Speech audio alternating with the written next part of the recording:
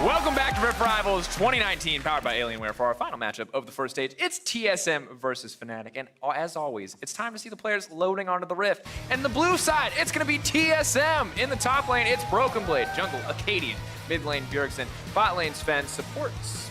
It says mid in the prompter, Smoothie, and Coach Zay. Gotcha! Facing them on the red side, it's Fnatic. In the top lane, Whippo. In the jungle, Dan making his return. Mid laner, Nemesis, bot can be Reckless, and Mickey X with Coach Youngbuck. Of course, Hillisang there. All right, we figured it out. This is the atmosphere that we're in today. Yeah. We're uncertain if it's going to be dead serious or if it's going to be wild and trolly, so we'll mix it up. And Fnatic games, of course, are all about hard camping a single lane. And while the draft is not here yet, in the game of camp lane roulette, where are you expecting it to be, Azael? Where do they go? See. Mid. They haven't got mid yet. That's true. You know, mix it up. They did bot one game, top one game. All things being even, they should go mid lane. Yeah, show us a variety of options. Yeah, let Nemesis have some fun, right? Big strong confidence. Of course, Dan on the stage. Going to be interesting to see his second game. We share a name, so I have high expectations for him. He's let representing me down. Dan's everywhere. Dan's you know? everywhere. Yeah. Dan, Yes! There's another Dan! It's like, better not let me down. What's up, Dan? There we go. That's what it's about. It's me, you, and the Dan in the audience, dear friend. At least three. At least three. And who's ever watching at home. And of course, have to see if TSM are going to be able to adapt. It has been a difficult tournament thus far, for TSM, to put it softly. And I'm curious what level they're going to show us in this game. Yeah, I mean, hopefully for them and for their fans, you know, they are going to be able to put up a better fight than they have in the first two games, where it has been, you know, two very one-sided affairs, you know, going the way of TSM's opponents. So certainly want to see them step up to the table here. We have seen what Fnatic likes to do, and I think that, you know, if you are going up against Fnatic here, you have to be ready for the camp. You have to be ready for the fact that if they come once, they're probably coming again and again and again, and you have to be able to actually respond to and play around that. I would also love to see if TSM is willing to kind of go a little bit more early game. There have been a lot of scaling picks that they have been going for, you know, things along the lines of the Ezreal, even the Akali, you know, a lot of slower drafts. Certainly they have some very talented solo laners. They have these guys who are capable of piloting these kind of aggressive picks, and I would like to see if TSM can be the ones to be ramping up the pressure here and really kind of, you know, put the shoe on the other foot. Try to put Fnatic on the defensive a little bit, who has such a strong early game. And one person I'm always excited to see set foot onto the stage is Broken Blade. This is a guy that I love watching before he came to the LCS, and obviously has these huge pop-off moments. And he's up against a guy like Whippo, and both these guys have had incredible, insane, game-changing performances. Yes, they've also had their fumbles, but if they're not going to go mid lane, top lane is my second choice, just because I love the solo carry options that can be played there. Probably not going to see a Riven game, but God, I want a Riven game, Azael. So I'm hopeful for something crazy, hopeful for something wild in this draft, and for TSM to really mix it up.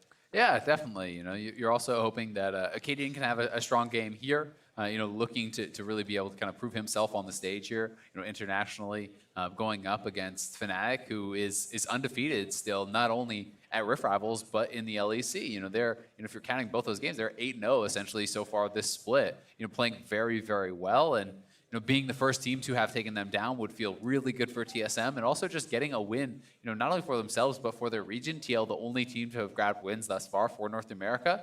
And TSM, you know, they had TL pushed to the brink in the spring finals, right? They got reverse swept. They want to be on that same level, you know, on that same stage, competing with the very best. They certainly have international aspirations. So you have to be able to show that you can compete with these top level teams if you want to realistically be able to have that great performance that they're striving for at Worlds. Absolutely, and I think that a lot of that can start here. It does not have to wait for the next week of the LCS. Can start to turn things around. Hand warmers being handed to Whippo as he gets ready. You can see his focused face. It's time. Maybe feeling the pressure a bit. I don't know. Anyway, we're gonna. The thing, I don't know what to expect from TSM, and as a much more casual viewer of the LCS than I have been in the past, as of course as a catcher of the LEC, I do want to see them ramp up because they're such a legacy org, and they've had such high highs.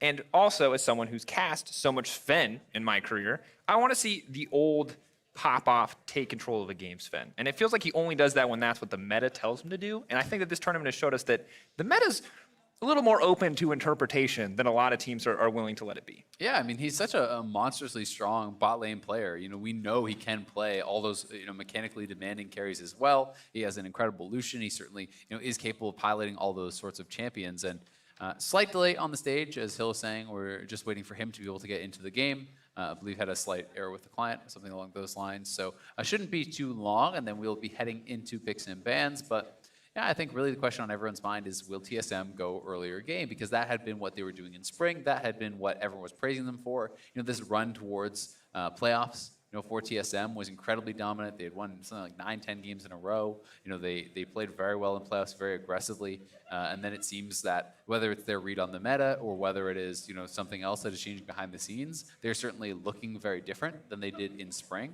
Still having a strong split, I would say, overall in summer, but not as dominant, not, really, I think, meeting up to those really, really high expectations that the fans have had of them and that they have of themselves.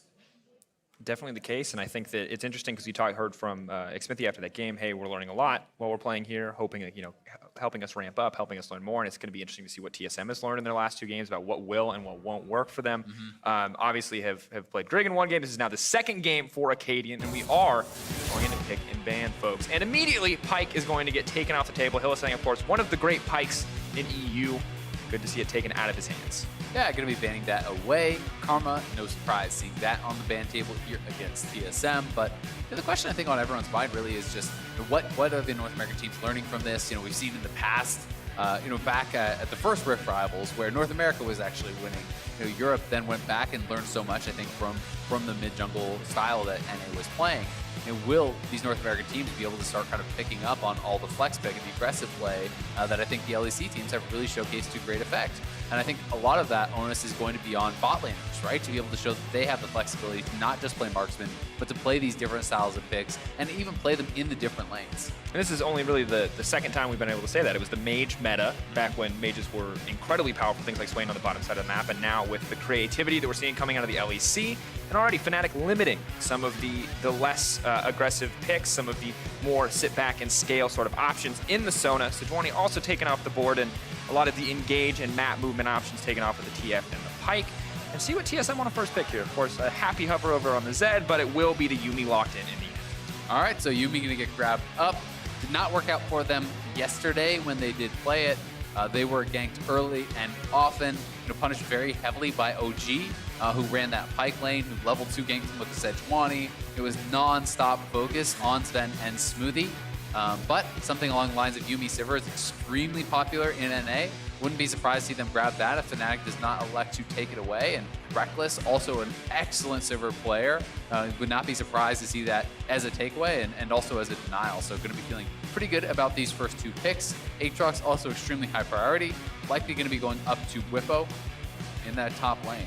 And one of the premier comfort picks for Bwipo as well. So both Reckless and Bwipo very comfortable in the draft thus far. Curious to see what Dan is going to go for. We've only seen his Jarvan thus far on this stage. What is going to be the next backup option? And I'm going to be honest, I would be excited to see this. It is now locked in. Of course, has the potential to be flexed into the mid lane, but a much more aggressive bot lane. So we did see one of these drafts actually when TSM got this, and what they did was actually kind of this speed up Lucian comp, where I want to say they were playing with Zillion, if I'm recalling correctly. And Sven had an absolute pop-off game with the Lucian plus the Yuumi. I believe it was a Zillion as well.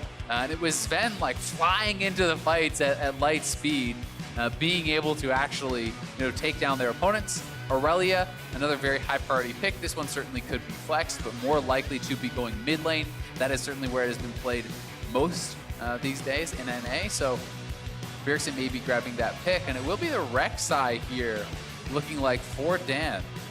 All right, so yet another jungler that can be quite proactive in the early game. We'll see if he wants to go for the Hail of Blades and just try to capitalize on early game strength. And they're going to start to limit the jungle pool immediately on the side of Fnatic. Do not want to see the Skarner. May see another jungler banned away as well. And I'm curious if Fnatic, if we're going to see them swap again. We have, of course, seen them use the Shen to counter the Aatrox mid lane matchup. They've been very willing to send Nemesis onto the top side of the map, to send Bwipo into the mid lane. Not swapping in champ select, but of course swapping in game. And Rakan taken away from Hylissang. A good choice, honestly. Anytime you can get Hylissang off of a playmaking engaged support, he is just a much weaker player, I believe. And I mean, honestly, that just shows so much respect over to Hylissang. there's not a lot of support players you're going to ban Rakan against.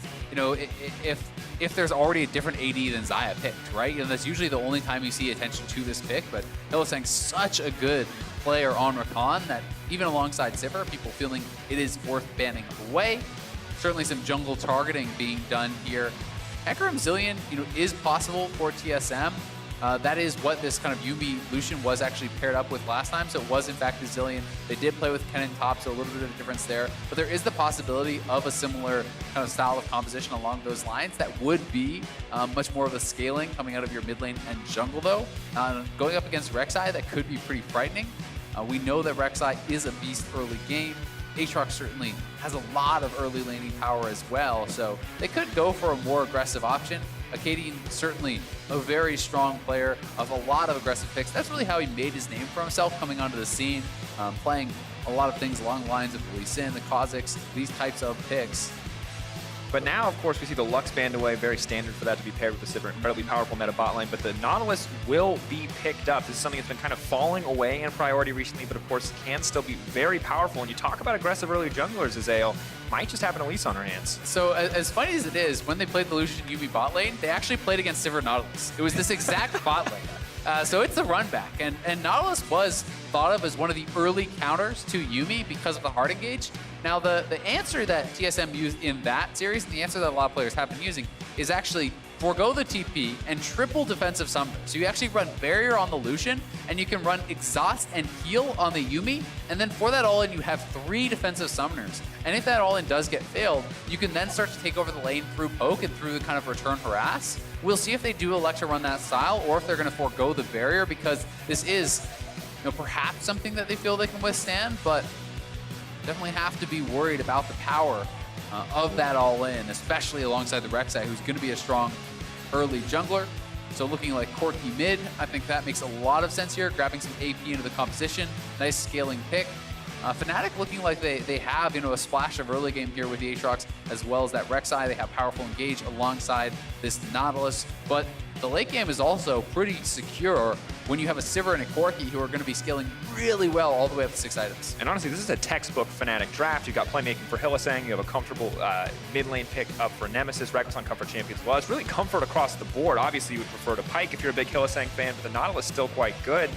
And not getting a lot of respect over to TSM despite the 0-2 stars that they've had, drafting something that just looks to be pure comfort for them. And on the opposite side for TSM, you've got early proactive playmaker for Akaadian. You talked about how crucial that could be for the team, as well as the potential power of the Yuumi Lucian bot lane. Yeah, I mean, and to TSM's credit, this does not feel like a draft where they're saying, yep, let's just sit back and go late. This feels like they want to be more aggressive. You have the Elise who wants to get out on the map, who wants to dominate, be repeat ganking nonstop, you know, match that pressure, if not even overcome it, that the Rek'Sai has. And then you have this Aurelia and Nico, 2 very powerful solo laners who really do turn online at 6. The all-in potential can be very powerful there alongside a Rek'Sai, so, or rather alongside that Elise. So I'm going to be really interested to see how they do pull this off. But it is TP on the Lucian, so not going to have the barrier. And as a result, Sven will be much more susceptible to that all-in, especially if Dan does make a trip down to that bottom lane. And I think you would be wanting to focus wherever the Nautilus is, because Nautilus has such incredible gank assistance. So we'll have to see how TSM can actually play around that. Will Akaadian be able to match gank for gank with Dan playing this Rek'Sai? And that is the question as we head into our final game of the first stage. TSM fans alive in the studio tonight. I've got my eyes on the mid lane as well. We've seen it in the hands of G2 with the power of Elise, Aurelia, if you can ever land the Cocoon, the Chain CC. Corki, not a champion who wants to get behind early, has the luxury of going for the Kleptomancy in this matchup, so very focused, not on necessarily early trading, but more on scaling up, getting a bit more gold under his belt, getting that fast Trinity Force. Yeah, so it's going to be, you know, trying to rush towards that, maximizing income here with the Klepto against this Aurelia. We'll have to see exactly how, you know, TSM wants to play out this bottom lane. I do think that is where so much of the action can be expected to be. You know, Fnatic may throw a curveball, but you know, this is something that they could look to abuse, and TSM did not go for the maximum possible defense. And if you're able to survive without the barrier, then teleport is great. It's going to give you more tempo in this lane. It's going to allow you to kind of continue, you know, battling back with the Sivir, who is going to be playing TP, who is going to try to keep you under your turret. We know that's the style that Reckless has always loved to play throughout his career, not only on the Sivir, but on things like the Tristana as well. So they are going to be trying to match that and just praying that they can kind of withstand any potential all-in. A little bit of damage being traded down. Ability fired will still get the double Klepto stacks. But going through for now. Mid lane, not necessarily where we keep our attention. Level 2, of course, could be important if someone's able to grab it first. But bot lane, much more set up for action early on. Mission should be quite strong. Cat, not the scariest at level 1, but level 3 and a few more points could happen. And missing that dredge line, crucial. Clearly Sven, very comfortable in the Yuumi setup. Smoothie as well. Stepping forward just enough to connect there on the Prowling projectile. Yeah, and these are two guys who actually play, a lot of solo queue and practice these sorts of things as well. Sven certainly known as a really big grinder, someone who always is putting in the games to learn, not only his champion, but also kind of how best to play with some of these supports. And that's something I think that is incredibly important with Yuumi, understanding the rage on that queue and being able to play best around that to kind of enable, Yuumi, especially with this Comet setup, which is so prioritizing hitting that queue. To really succeed. And really the only option there to find the proc until the ultimate is available. And in the mid lane, Corki, no surprise, a little bit more control over the wave with the power to get a little bit more AoE down. But Bjergsen can constantly threaten fully stacked passive, something you always have to be a bit scared of. And in the top lane, range advantage for the Nico as well as the Glacial Augment, making it very difficult for Bwipo to approach the wave. Has already been shoved in. Yeah, Bwipo is just going to accept that it's going to push in and then look to try to farm up as much as he can. You can see actually it's Acadian heading up to this top side, so at least one of the best divers in the game. They may try to push Bwipo off of this lane. They're going to look for this dive. Have to be careful though. Flash out. The Cocoon not going to connect as well. Acadian just going to be able to walk out of that one. Bit of a fumble there, but at the end, they do get the flash. No, they can just reset. This is actually perfect. You reset, the wave is still there. Now you started up with no flash on him. Acadian needs to start the dive, though, so he can repel the aggro off. Oh, no. Oh, that's not what you want to see. The lockdown is still there, however. The flash out. Bwipo's still alive. Yeah, that is definitely a botch. They could try to go for it one more time, but if you fail now... Forms, goes in the air. First blood comes through. Broken Blade. That is going to get taken down in the end. A 1-for-1. Yeah, definitely not what you want when you're investing that much time and both of your flashes into it. Katie and that Cocoon straight into the minion. Dan now here looking to set up a potential dive on this bottom side, at least threatening it. Not sure that they'll go for it, though. Would be difficult with Sven playing around this turret and the double defensive summoners. Well played by Smoothie there on the Prowling projectile. We'll look back at this one. And yeah, this is just something that you need to have Acadian getting the aggro first. And that is a minion that was there, didn't move. I mean, he does actually pull the aggro. They do, thankfully, end up getting the first blood, so that is at least something going for them. And Repel does reset that threat, but Broken Blade already had blown his flash, so does go down, and Bwipo not impressed with the play there. 2 Cocoons missed, one of course flashed away from, but a bit unfortunate there. Maybe a bit of nerves on stage for Acadian. Obviously a decently high pressure game as TSM does need to find a win. But I mean, that is something that they really want to execute on, right? You're investing in the Elise for that sort of play. You need to be able to execute on it. And the difference between giving that kill over or not is so massive, because without that kill, Bwipo essentially has to come back to lane with no buy, right? Maybe he gets just the refillable, but with that, he's actually not sitting in too bad a position. And now with Dan up here, there is the chance to push this out and try to shove Broken Blade back. Chains come in. Good bit of damage now. Bwipo feeling a lot more confident. Early MR make things a bit easier, but the cooldowns are still so incredibly long that Broken Blade very wisely just goes in for the punish there, knowing that there's really no chance for Bwipo to respond. Yeah, you can see Acadian kind of setting up shop here over on the right side of the map, and now looking for Nemesis. Stun does connect as he's flying through the air. Acadian has hit. Cocoon doesn't even need to. Bjergsen, that damage coming in from the Aurelia. Yeah, Bjergsen pretty much is getting a solo kill there. Acadian not much involvement at all. Does grab the assist, but let's watch this one more time as Nemesis getting punished very heavily. Bjergsen going straight in, connects the stun, reset onto that Valkyrie. I think it was just one auto maybe from Acadian to get that assist, but Bjergsen just mopping up Nemesis there, grabbing a solo kill and putting them in a pretty good spot thus far. You almost got to respect the potential that really come in, but the tunnel was not taken away. But we're now going to use the ultimate immediately. Broken Blade just deleted off the face of the map. Yeah, Broken Blade not even able to get his ultimate off there, and the wave is actually in a really bad spot for him. Bjergsen going to have to reset. Did want to push this in, but that wave pushing towards Bwipo, you'll notice he just went back to base, knowing that the wave will be stacking and kind of pushing towards him. So it is actually going to be the TP back from Broken Blade. He will have to expend this to try to shove it in, which may trigger Dan to come up here and try to grab some of this farm. because Bwipo is without his teleport, and here this is one more time. The tunnel was actually never cleared up by Broken Blade, so Dan able to take in the previous tunnel, then use the secondary tunnel to get right on top of Broken Blade, and just makes the call that he's going to go down either way, so not dropping the ultimate, and will hang on to that. They are looking for a bit of an invade here, though. Broken Blade and Acadian moving in. Dan has spotted him with the Tremor Sense, so we'll see if Fnatic even wants to contest. I think they're just going to give it over, though. Don't really want to risk this one. Fires in with the Prey Seeker, will connect on the Broken Blade, but the red buff in the end will go over to Acadian there. So good steal, good use of the pressure that they have in the mid and top lanes from the side of TSM.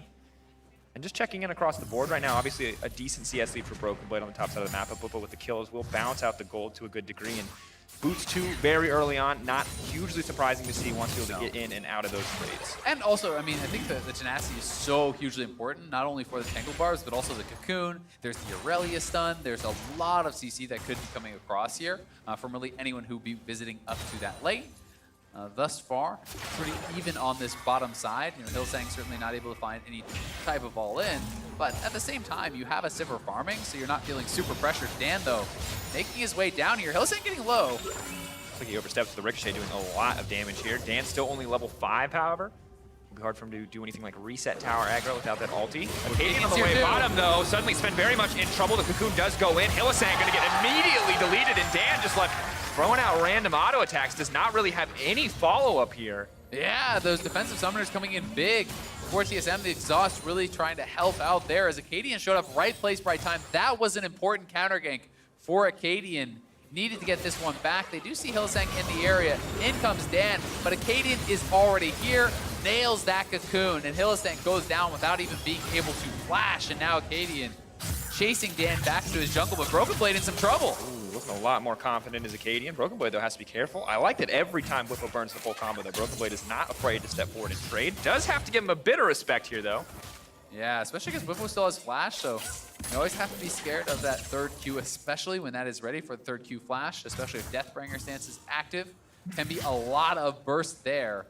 Bwipo, starting to really kind of get control of this lane, thanks to some help from Dan. Also the mixed execution and great play from Bwipo in those early situations. Pearson, though, once again going in, has the passive fully stacked, will go right back out. Bwipo is going to ult here. Top Blossom, find the knock, but of course a good amount of tenacity means it does not last that long. Does force the flash in the end, but it's just a flash for flash trade. Nemesis, however, in trouble, will use the package. Dan will make it out with the tunnel. And a lot of very close exchanges, but no one's actually going to drop in the end. Yeah, Bwipo actually using his flash, I think, after we went away. I didn't see him use the flash in the initial play, so maybe tried to flash back in for something else. I'm not sure if I missed that, but either way, some pressure back and forth on the top side. Junglers likely will be getting called up to that top lane as both of these guys have no ultimate, no flash, certainly could be preyed upon by a potential gank.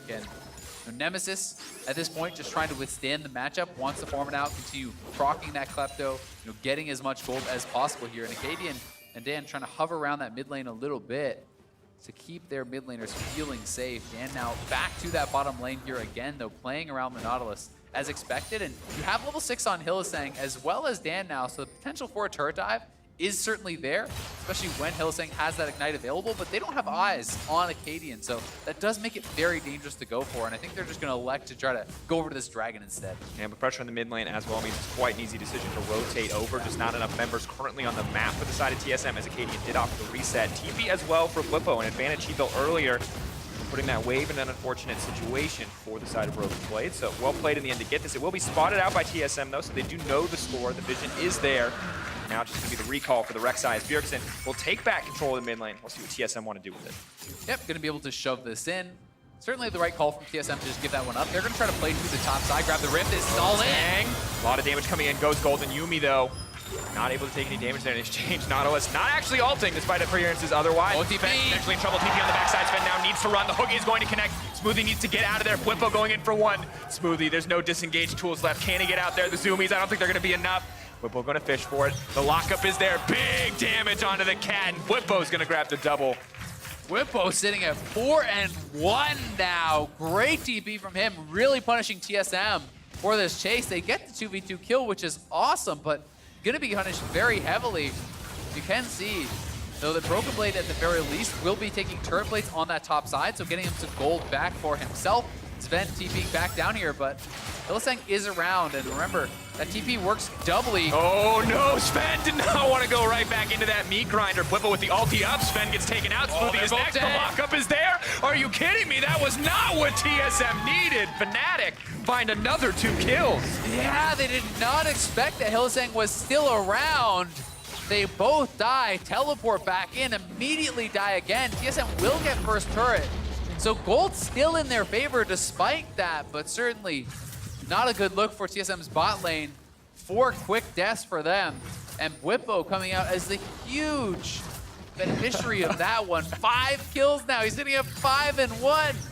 He's way ahead, actually, even of the top lane gold, despite all those turret plates. Massive. And of course, the top lane play is good, but Reckless is in an advantageous state. He does get to pick up all that CS left there, and we can take a look at it one more time. Lockup looks initially a little grim. Zanyas does come out. Yeah, this was a great stopwatch, utilizing the stopwatch to actually immune the Nautilus ult. That is a graphical error. But you know, they can see the counter engage. As Nautilus goes forward for the hook, stopwatch comes out, Smoothie lands the ultimate root. But then the TP from Bwipo coming in from behind, they get the kill. Bwipo's sticking around. They're saying, oh, it's just him. Let's chase him down. Unfortunately, getting way too brazen. Hylissang with the long con waiting in the brush here. They get the kill, they get the reset, and grab a second. And Bwipo now has an entire black cleaver. It's going to be a lot more difficult for Sven. Of course, has the luxury of the dash, but needs to be respectful. Bwipo, though, still 1 item for Sven as well, the Blade of the Rune King, letting him trade back very effectively and match some of the sustain the Aatrox has. Yeah, I mean, you're definitely not going to win that 1v2, and Acadian now making his way down to this bottom side of the map. You can see that his Broken Blade with his Sven cosplay is going to be having to likewise back off on the top lane. He knows when all your members are bot side, all their members are top side, you don't get to farm. So he will be just kind of moving into his jungle, trying to grab something there as TSM will race for these turrets. We'll see who will kind of call chicken first and back off to try to defend, but it looks like it should be a 1-for-1 trade. And really a fight for the plates here right now. Of course, the 4th and 5th can be a little bit harder to take, but TSM starting to break through. The more members they put here, the more resistances it'll have. So this might take longer as the wave is going to die out. A new one now coming in. They're going to give the last of this to Reckless. 15 seconds before the plates expire. He should be able to grab this one. And a lot more gold into the back pocket of the Sivir. But now Nemesis coming in. Uses the power of the package. Sven potentially caught out here. Bwipo, though. Here comes Bjergsen. Moving forward. Where is Bjergsen going to go? Ulti is up available. Yeah, they have 5 there. This might be a bit of an overstay. Bwipo trying to find something, but there's the flash. Coon Acadian does go down, though, in the exchange. Still a great dive by TSM. Acadian, though, maybe not the best play in that exchange. Yeah, Hylissang and Dan making their way down here, but they still got to be careful. These are multiple solo laners here from TSM. This is not a fight that they can likely win out on, so you know, they are going to have Reckless just shoving up that mid lane. It was a good trade kill back, taking down Acadian, but certainly still a positive play for TSM, and nice to see them looking to make those aggressive plays, looking to try to match Fnatic blow for blow. And here it is one more time. Bwipo feeling confident to be able to make this happen when the package has arrived. A good repel initially there from Acadian, running out, utilizing this Yuumi ultimate to disengage, but then you can see Broken Blade, Bjergsen arriving, and they do look for the dive. Ultimate connects on 2. Acadian flashing in for the cocoon. Sacrificial lamb for the team there. Maybe could have allowed someone at higher health to actually pick up aggro first and try to protect his life, but still, great play, and they do get the turret too. And at the end of the day, we look at the gold just across the board. TSM now with more than a 1K gold lead as well as a tower advantage, so things are looking quite good for this team. You're still fighting against a Sivir and a Corki, so you may want to up the tempo a bit more, but it's not like you're going to get completely and totally outscaled as we move later in the game. Yeah, definitely the case, and I mean, there is some really good team fighting here still from the side of TSM. Some powerful AoE coming through, you know, when you're looking at things like the Yuumi ultimate as well as Aurelia and the Nico kind of flying in there, that can be pretty powerful. That being said, the engage on the side of Fnatic certainly much more reliable when you do have the Nautilus, and having multiple frontliners here for these 2 super scaling marksmen is going to make it an easier team fight to execute. Oh, the flash from the wall, Hylissang spots him in his sights, but now final chapter is going to come out by a bit more time. Dan has been deleted. Hylissang is next on the list. Fnatic fighting off more than they can chew, and now they're going to be forced to retreat, just running kills into TSM. And Smoothie with such a great Yuumi ultimate, they're turning it around, and now they're looking for more. Stun is going to go down. They're baiting. They're buying a little bit more time. Has a few more seconds on the reset there on the Blade Surge. Will not opt to take it. TSM doing good, continuing to extend this goal lead. Now 2K in their favor. Yeah, I mean, if you fail the all-in against Yuumi, you are going to get rooted up, and then the turnaround can come out, can be very, very powerful. The Zoomies, the healing, the shielding, everything coming through. So they see this pick for Sven. Hylissang says, all right, we're going for it. Flashes in. But look at this ultimate across all of Fnatic there, rooting them up. Then the Tangle Bars is an easy follow-up to repel from Acadian to buy time. And the rest of TSM can come through to protect him. Acadian barely surviving that final rocket. But TSM able to grab themselves a couple kills and the dragon to boot.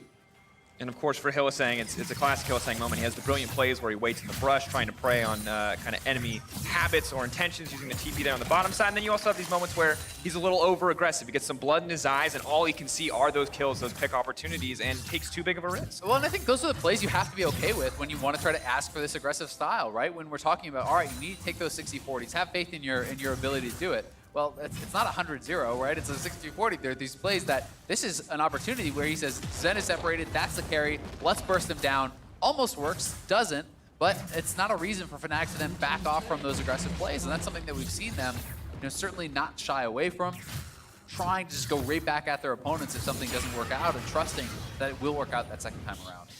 See, first time has been working good for him. Obviously, the 6-2 Aatrox, very strong point in the team. 24 is now finished for the Corki. Sivir very steadily working towards that second item, but TSM clearly in control of the map at this stage of the game as they do barrel down the mid lane, look to break that first tier 1. Not quite there yet. Fnatic, aware of the play, are trying to group up, but the ward not spotted by Dan as he was tunneled in. Oh, well, now go over. Good input buffer there, but needs to be careful walking into no man's land. It's actually Acadian who's been deletes him. Hey, Magic Pen Elise, pretty strong. Yeah, Dan is very squishy. Just has the MR from his Merc Treads, no HP in the build whatsoever, and he gets shredded there by Acadian, flexing his muscles in the jungle here. TSM, that's a big pick for them because it's buying them more pressure around this mid lane while they have their solos out in the side lanes pushing. They're going to look to try to take control of the map from this. Ooh, now Whipple's actually the one in trouble. He's not going to be able to get out. Does not get the free revive anymore, and TSM are just tearing Fnatic apart. Yeah, that one was way too bold for Whipple. Your jungler just died. You're down a member there, and they walk in for the fight anyway. TSM now can look to knock down this turret. Broken Blade is knocking down the tier 2 in the bottom side. Will not be able to kill off, but will get some damage down, and TSM, a couple of nice kills, getting control of this map, and we'll see if Broken Blade does overstay because Dan and Nemesis are both here, but we have to remember, Dan is so far behind. He's level 8. He's lower level than the Yuumi, lower level than his support.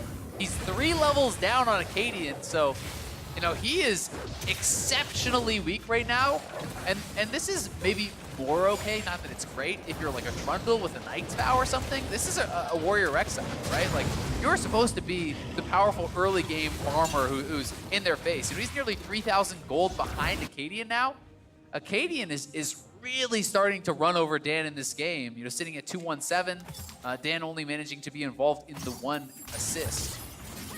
Certainly, having a bit of a rougher game his second go on this international stage. And of course, the Jarvan game was pretty solid in his first performance. They did take that away on the side of TSM, so maybe not quite as comfortable on the Rek'Sai, and definitely not as comfortable in this game as we can see. And Acadian, easy to be critical of him after dying on the bot side as well as fumbling the top side dive, but has stepped it up outside of those 1 or 2 instances and has been actually very dominant in this game. I mean, again, when we're asking for aggressive plays, they're not all going to be perfect, right? And Acadian certainly did, mis-execute on that dive on the top side, but he's played a great game besides that. He has been in the right place at the right time with the counter ganks. He's been heavily out farming his opponent. He's now playing in Dan's face, and with these 2 completed items plus the sword boots, you are a legitimate threat to 100-0 the Corki, the Sivir, like a lot of these players. So you have to stand up and take notice on the side of Fnatic. This is an additional AP threat at this point in the game that he can really take someone down if you misstep.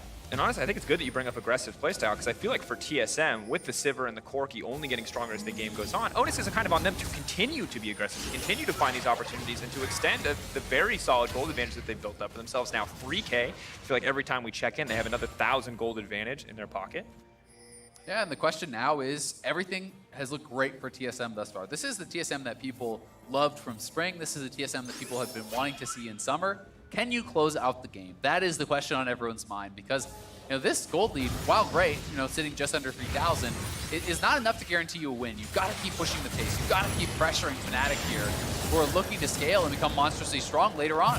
Now see if Sven has isolated himself. They're just going to back off immediately. You have to remember, it was Jensen who overstayed at the tier 2 in the mid lane, got killed, and instantly the game turned in Fnatic's favor. But Broken Blade just getting another advantage on the bottom side. Everything's working out for TSM in the end. Yeah, they're able to get the disengage, and Whippo far forward. Step forward, they're gonna have enough to get him. There's the Pop Blossom, but they're not gonna get it. He gets instantly popped there, but Acadian will grab one right back. Yeah, that would have been a great play from Broken Blade, except he didn't use his Zonias, unfortunately. He wanted to go for the Pop Blossom Zonias to be able to actually continue that channel during it. May have got stunned up when he was trying to hit that. I didn't actually see if something did hit him. Either way, they still do get a kill. He trades his life. It could have been better for TSM, but it's not the worst. And again, this is the kind of thing you have to be okay with if you want this aggressive play. So in he goes. I think he just got straight up burst down. Didn't expect the damage. Maybe there was a knock up from Dan that I couldn't quite see, as there was a lot of players kind of overlapping there. A lot of particles going on there. But either way, does get knocked down. They do get the kill on Nemesis. They do get the kill on the Dragon as well. So TSM overall still going to be pretty happy with the play, maintaining that 3,000 gold advantage, getting another Dragon under their belt. Things look good. Dan, of course, continuing to get scarier and scarier. Reckless with 2 items as well, but it's also a 2-item Lucian. It's a 2-item Nico on the top side of the map. Whippo has not quite had the same explosive mid game that he did in the early game, and while he is a terror with all that CDR, with the Death Stance, really hasn't been able to utilize it. TSM just keeps bursting him before he can do anything. Yeah, has not been able to make the most of it, certainly, but that Corki is scaling. Essence Reaver plus Triforce is a really powerful build that is going to set up yourself well to go towards, IE, Rapid Fire, be sitting near that 100% crit rate. You can be incredibly strong with this type of build. You're on 40% CDR, so your poke is a lot stronger. With the Essence Reaver, you never have to worry about running out of mana whatsoever. And this is really kind of eyes towards the late game for Nemesis, as well as Reckless, who is working towards that IE. 3 items is always the kind of point in the game that I like to talk about Sivir starting to really get strong.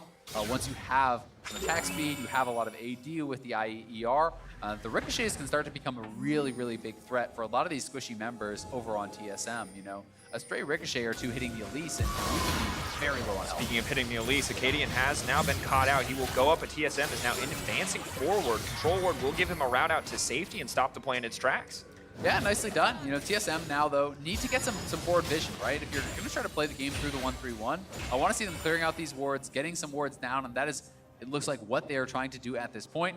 3 wards now dropped here on this bottom side. This is kind of trying to give protection in this area for Bjergsen. And now in trouble, just immediately going to get popped up. Will he get deleted in the process? Still alive. The aftershock keeping him healthy. Not going to go in the vault. Probably projectile will not connect. Cetadian now on the retreat. Broken Blade trying to turn, and they're in the pinch. Broken Blade on the way in, but he's taking so much damage. Has the Zonias, does get pulled back, but they'll just grab Dan and walk away happy. Yeah, that TP coming in from Broken Blade, you have to respect that if you're Fnatic, because the Pop Blossom Zonias is ready.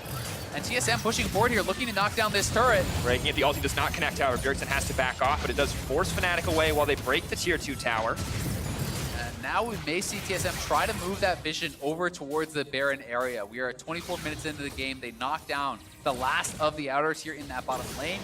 Cracking that inhibitor turret, I think, will be very, very difficult with the wave clear that Fnatic has. So I think we have to see TSM continue to push forward, now focus around the top lane, look for that tier 2 outer, try to get vision in and around the Baron pit, and force Fnatic to try to take a fight that they are not necessarily ready for right now. Good call overall. See if they can find the opportunity to do so. Bjergsen only getting scarier, picks up the BF sword as well. Potentially the Spooky Ghost coming in for Broken Blade too. So, I mean, Fnatic are not going to get the luxury of sitting comfortably on the sidelines. Way too many tools to catch them out at this point in the game. Yeah, and it does seem like TSM is looking up towards that top side. Now, you can see the Scuttle has spawning. Likely, Acadian will be heading over there to try to take this out. Some vision starting to get placed, but they have to make sure that they have a clean sweep, that no wards are left alive in this area, because these kind of pockets of vision are going to give Fnatic a lot of confidence that nothing is being started up. You can actually see, this ward outside will show them if they're going to the Baron pit. The pink ward was missed. This ward is here, is also not covered. So really, TSM need to get some more pinks, reset, have one inside the Baron pit, one outside the Baron pit, one in that pixel brush that they already have, and that will kind of give you that full secure around that area. Then you want to actually see them moving forward from that area, up into the Fnatic jungle, up in here, trying to push back the vision even further, so Fnatic can't even come forward to check on the Baron pit. That's kind of that secondary step that becomes very, very important. Absolutely, because if they make a fumble right now, they still have the gold advantage. It will not cost them a fight, most likely, unless Hylissang finds a pick, but it does cost them time. It gives more time for Reckless to approach 3 items. You mentioned it, 3 items, the point where you want to talk about Sivir. Well, he's, you know, a crit cloak and a big completion cost away from hitting that Infinity Edge and really being a massive threat in the coming fight. And I mean, he has 800 gold in his pockets, so really he's only about 400 and something gold away from actually finishing that IE. We are seeing Nemesis farming very, very well also. So let's drop that package, it looks like. Just getting back to lane, but TSM are starting to move up now. This is kind of that next step. They still need to clear out the ward around the Baron pit. They have the pink ward inside the pit, but you need one just outside because you cannot actually cover all areas of the Baron pit and that sneaky ward right against the wall outside it with just one pink. See if they do it. Sweepers, of course, are on cooldown for now, so at least a little bit of time before Fnatic has to be really scared. And there's actually no pink in the inventory of TSM right now, so likely that ward will stay around. Oh, there's going to be the cocoon. Hylissang now going to be in trouble here. Final chapter comes in. Hylissang alive for now. A lot of members going to be locked up. Hylissang now deleted. Bjergsen on a rampage, but that's the flash of safety. Whippo wants to get something done. Broken Blade on the backside. Whippo now in trouble. Goes gold and buys a bit of time, but he's all but set to fall now.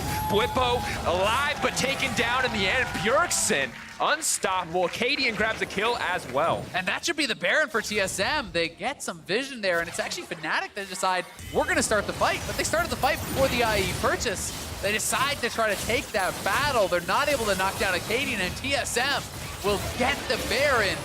And a very big gold lead at this point. And now with the 1-3-1, they have the tools they need to potentially close out this game. I mean, you look at it, it's a masterful performance. You look back on these 2 picks, you think maybe Fnatic have found something, but the Yuumi and the Lucian and now the Aurelia damage is just too much. Yeah, it's so hard to engage into a Yuumi because if you're piling forward, you're going to get rooted by that ultimate. Bjergsen stepping back, dodging out on the 3rd Q from Whippo, then follows in for the cleanup as Dan on the side gets taken down by Sven, Cadian, and Smoothie. And now TSM have the Baron buff, so we have to see how much can you get done with this Baron buff. Taking it off the map, not enough, but they are 6K ahead. If you can knock down these last 2 outers, if you can crack the inhibitor line, you can really start to kind of put together all those pieces you need to close out this game. And of course for Fnatic, a 6K deficit, but 1 teamfight is all it takes to start to even things up here, but it is by no means an easy road. For now, they're going to try to take total control of this topside jungle, set up to break down those tier 2 towers, push for that inhibitor as you mentioned. Certainly one bright side though, after that fight, Reckless completed the IE, so he is now on those 3 items, and we are seeing them get closer and closer to that. Cadian, though, gets hooked in. Is it going to be enough? However, Yuumi trying to buy a bit more time. Final chapter, a lot of members rooted up, but the rest of the team is not here. Reckless and Nemesis untouched on the backside, but all eyes on Fake Bjergsen. Trying to find his way in. Broken Blade going for it for a little bit more. Hylissang still alive. They watch the Nico. Pop Blossom comes out. They buy a bit more time. The GA has proc, and Whippo is immediately taking down the double kill for Sven. TSM are looking for a queen sweep. Reckless running for his life. The flash forward from Acadian will not find purchase, but TSM absolutely in advantage state. Yeah, TSM looking very good at this point. They get 3-4-0 there, and they are still on the map with the Baron buff. They will clean up this top lane turret. They will look for the mid lane tier 2, and they can try to push forward here and knock down an inhibitor tower. But Nemesis and Reckless back out on the map. They've got to be careful. A lot of damage there. Going to stop the chase in its tracks, but of course enough members left up and alive. That's all of them in this case now to push in the mid lane as well. A lot of wave clear between the Sivir and the Corki. Will be able to keep those inhibitor towers alive and well, but Acadian has now been caught out. The prowling projectile will offer a good bit of disengage, and the Zoomies will take him out to safety. Yeah, they are going to be able to get out of there and will reset. A minute and 20 or so left on that Baron buff. Here it is one more time, and again, witness the power of the disengage here from Yuumi. One of the really highly prized parts of this champion. 4-man root from the ultimate. Look at the hitbox on it, it's just enormous. Then Acadian goes into that repel, buying a lot of time. Nico coming across. They turn back and collapse onto Whippo as Broken Blade has zoned out Nemesis and Reckless. Pop Blossom Zonia's buys some time. Fnatic does a nice job of actually dodging away from that, so not getting tagged by the damage. But once the rest of the squad is out, the carries from Fnatic have to retreat, and the Cadian trading his flash with Reckless there is actually very big because now you have the ability to perhaps pile on top of Reckless and knock him down. Sivir, obviously no move block of her own, does rely very heavily on that flash, and one little bit of CC catches him, he could be getting burst down. And things are just going from bad to worse on the side of Fnatic. A miserable performance from Dan, honestly, has had an incredibly rough game, and Rek'Sai is not a late game champion. Now, normally I'd say the same about the Elise, except the Elise is hella fed, so she can just kill anyone she wants to. So normally I would say, hey, it's probably about even in the late game, but Acadian can just delete people and is also, with the Zhonya's, incredibly hard to lock down in these fights. I mean, not even when you're almost 5,000 gold ahead, turns out, right? That's a pretty big deal, certainly. But, you know, the one thing for Fnatic you can be really happy about is the base didn't get broken during the Baron buff, right? And you have tons of wave clear. So the pressure becomes now for TSM, they're not going to take an inhibitor unless they get kills and then take it, right? So Fnatic kind of can go a little bit back into turtle mode. You have the IE now completed on Nemesis, so slowly but steadily, they are getting those items. And if you fail to engage, if you fail to dive, Corki and Sivir have the damage to turn around and knock you guys down very quickly. There's no tank. There's no, you know, you're dependent on stopwatches and Zonias and, you know, and kind of dodging in and out of the fights. So TSM has to be clean about their execution. Yes, they are certainly in the driver's seat here, but this is by no means a guaranteed win. And something to note is that for the most part, it's been Fnatic kind of kicking off a lot of these fights as well. TSM just very quick to punish, knowing that they have the advantage. So we'll have to see if they're more confident outside of Acadian to kind of push for a bit more. Yeah, and we'll see if they're going to be able to do that. Or if TSM wants to sit back and wait for the next Baron. I think that is going to be the call. They don't feel like it is an intelligent choice to try to dive the base. I think that's correct. You know, certainly like it's just so risky, right? Yeah, you're fine. You Yeah. have a huge lead. Why risk anything? And I mean, the thing is though, you know, if this was G2, they would be diving the base, right? You know, and that's kind of the different thought process I feel like oftentimes is about how you close out the game. I think this is kind of the more safer, more consistent style of closing out the game that they're looking for. It will again be about setting up vision in this sort of area. And they will be looking to try to take this Baron as it spawns in 1 minute. The Elder will be up in 3, so they will always have that as a backup plan as well. But, you know, cracking the base without the Baron buff is so hard for TSM because the wave clear is really, really good between this Corki and Sivir at this point. I mean, Sivir can basically kill a wave with one Boomerang Blade and a Ricochet Auto. But also important that Fnatic have been locked in their bases. They've been kept out of the jungle. A lot of their vision has been denied because when that Baron does come out, Fnatic need to make a choice. They either give it up uncontested or they walk blindly into that jungle. Yeah, and that is really, really tough to do against this super fed Elise, against a lot of these members on TSM. So we'll see what the call is going to be here. You know, they have 20 seconds, so they can try to, you know, reset one more time and then look to try to walk in as a 5-man squad and hope that they can take whatever comes from TSM. But I would not be surprised if Fnatic just make the call to say, no, you know what, we're going to give it up. We're going to try to defend the base. We're going to try to continue to play for it late because, you know, even if you just give up one inhibitor on a Baron, the game's still not over. But it looks like for now they have the package. They are grouping up, and they are going to look to try to slowly move in here as a 5-man squad, see if they can't get control of mid lane, and then utilize that to keep TSM away from the Baron. And Spooky Ghost does come out as well. Bjergsen taking a lot of poke from Nemesis. The hook does go wide. Dredgeline will not connect, nor will the prowling projectile. So Fnatic a little bit zoned off their own base, actually, in this case.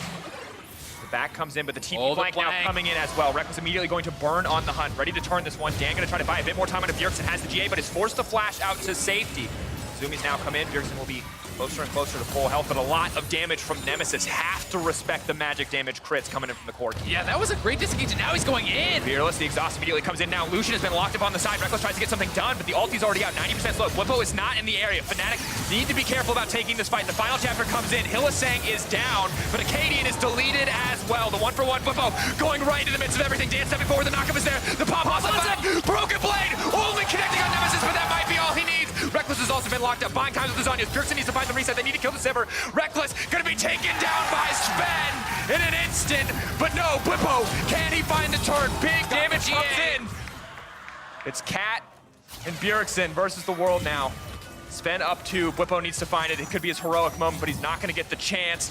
They're gonna break open the base. TSM absolutely dominating the fight. And will they look to try to end the game here? There is 8 seconds on Hillisang, so I'm not sure if they actually can. They're going to get an inhibitor for sure, but they are looking to end this one. Blippo has got to clear out the wave as fast as he can. Final chapter coming in. Blippo quite tanky, but I don't think it's going to be enough. Hillisang there as well, locking up Bjergsen for now. The Ignite's ticking. Can he get back in? Not the Ignite, but a bit more damage. TSM's got to leave. Have to be careful. Bjergsen now backing off. Locked up under tower. Is going to get shut down here.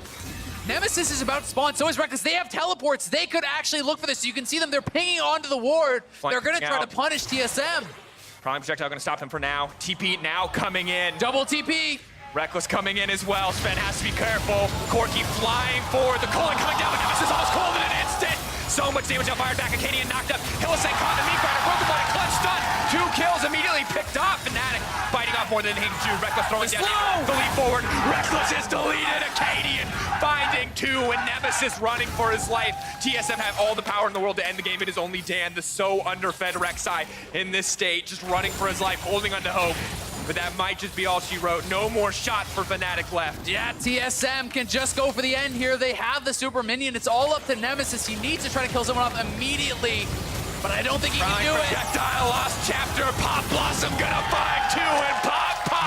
Fnatic taken out. It's gonna take a bit more time as the minions crash in, but the TSM win coming through in the end. 0-2 to kick things off, but up against Fnatic, they are finally able to find a win.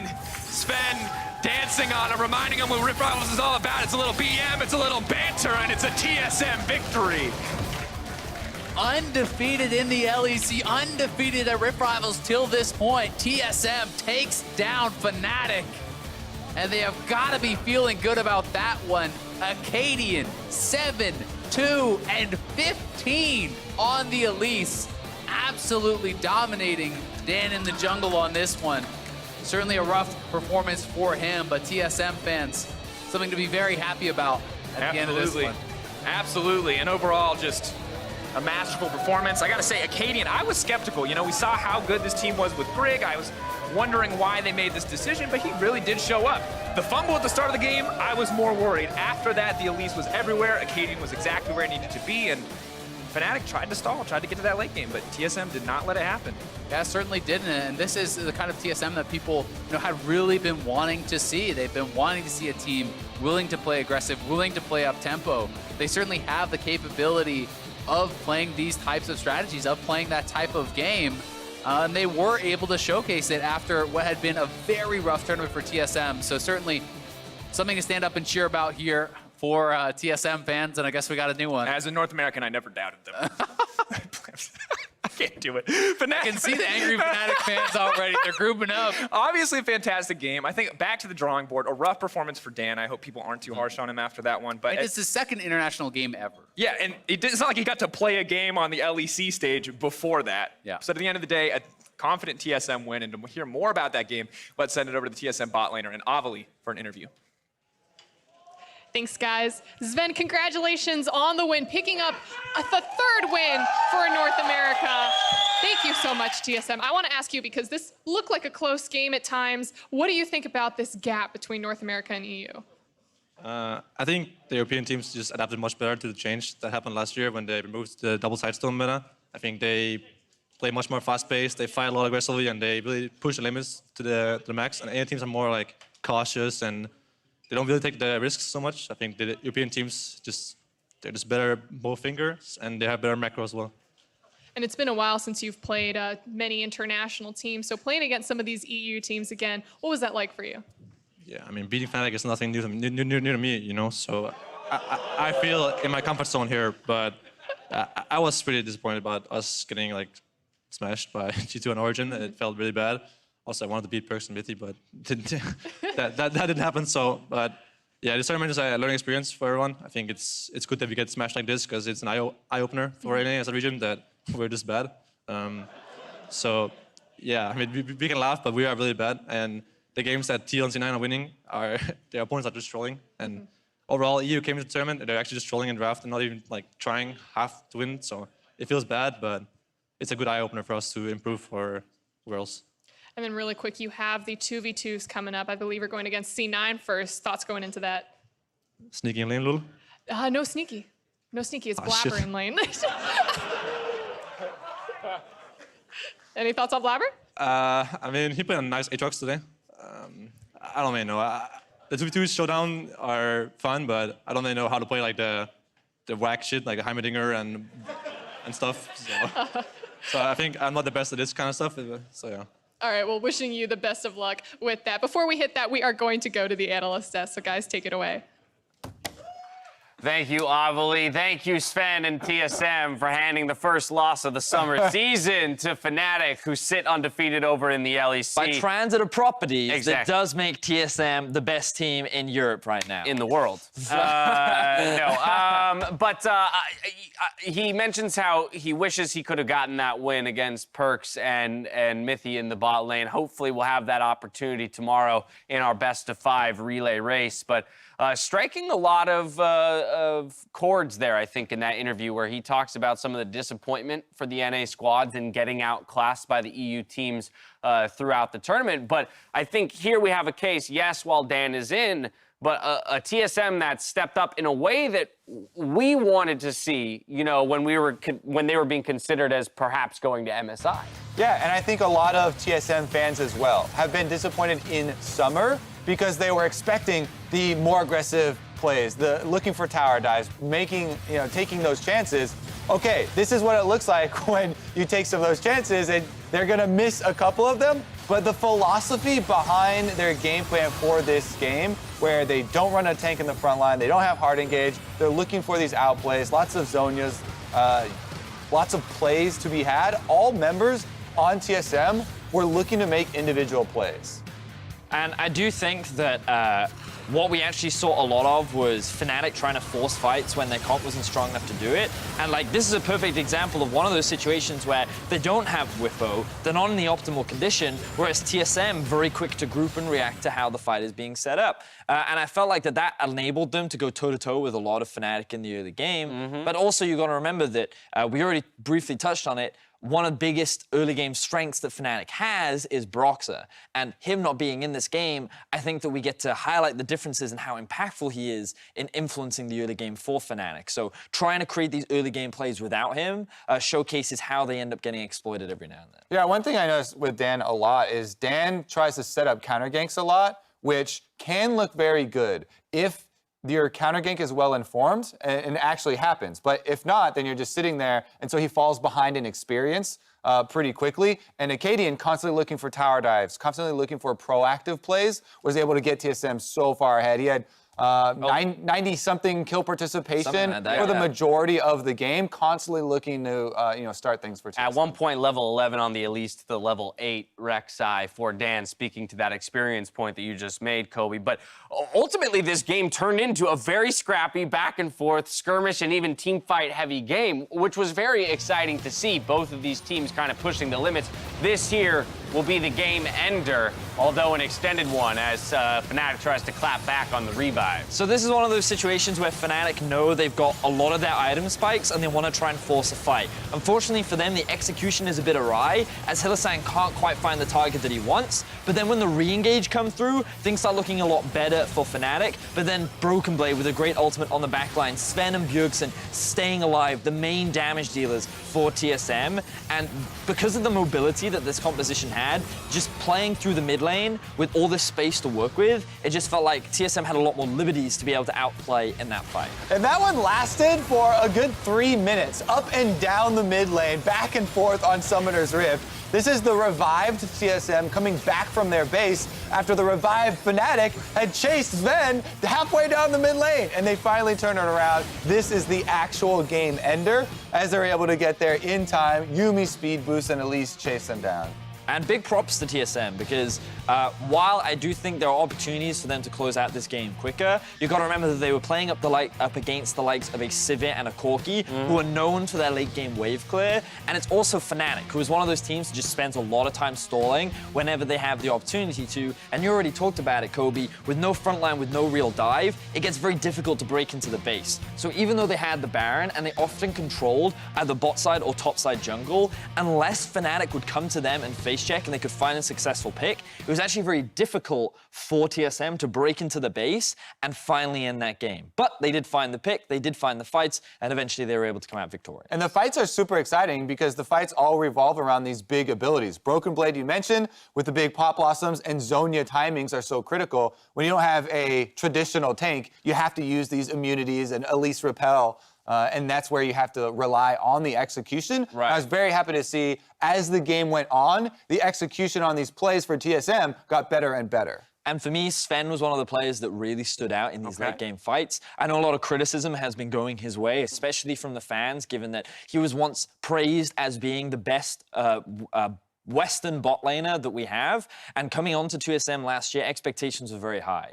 So the fact that he's slumping at the beginning of this split, I think this showcased what he is capable of. He had a very solid game, and I can only hope that he continues this level of performance throughout Rift Rivals and for the rest of LCS. And while there has been a lot of criticism thrown his way, I can attest to the fact that there is no bigger critic of Sven than Sven himself. You saw it there in that interview. That guy demands perfection from himself, and when he doesn't reach it, he's going to try everything in his power to rework himself into that state. Later on, we do have that 2v2 gauntlet, but the squads return to Summoner's Rift tomorrow for the relay race to conclude the tournament. So real quickly, we're going to recap the format for you in that relay race, as Europe got the win coming out of the group stage in the record. They will have the option to respond first in team selection. In other words, NA is going to have to put somebody up onto the table, and the LEC will get to respond with their team pick. Yes, and if it is TSM, I'm pretty confident Origin will be going up against them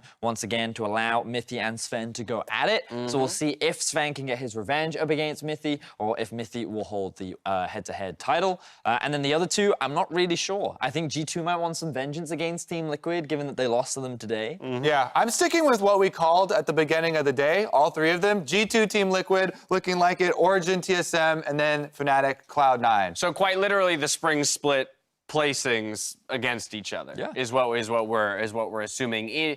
In North America's best opportunity to win, especially considering that Sneaky was out today. We don't know about tomorrow. But do you think, based on current tournament performance, that TL is our top performing team, followed by TSM, followed by Cloud9? It aligns with those rankings? Same thing over here then on Europe. Like, because I know Fnatic sitting undefeated in Europe right now. Would you consider them to actually be the 1, 2, or 3 seed going into tomorrow? So personally, I would put them as the number 2 seed right now, largely because I think that we saw them struggle more when they didn't have Broxah versus when they did. And I think a lot of this tournament for Fnatic was trying to give Dan a lot more exposure and experience in like an environment where the opposition is skilled enough to be able to challenge them. So I think when we see Broxah tomorrow, we'll see top-tier Fnatic. I think G2 is going to go full try-hard, and I think we may see some crazy stuff, but I actually expect more meta from G2. I mean, what's crazy in this tournament? But G2 meta includes crazy. I mean, it's true, that's right? true. It's an expectation here rather than something that's out of the ordinary at Rift Rivals. Either way, the teams have the night to figure it all out, but the day isn't over yet. When we return, we've got the Best of the West tournament, which pits duos on Howling Abyss for the chance to wear the 2v2 belt. Meet us back here after the break.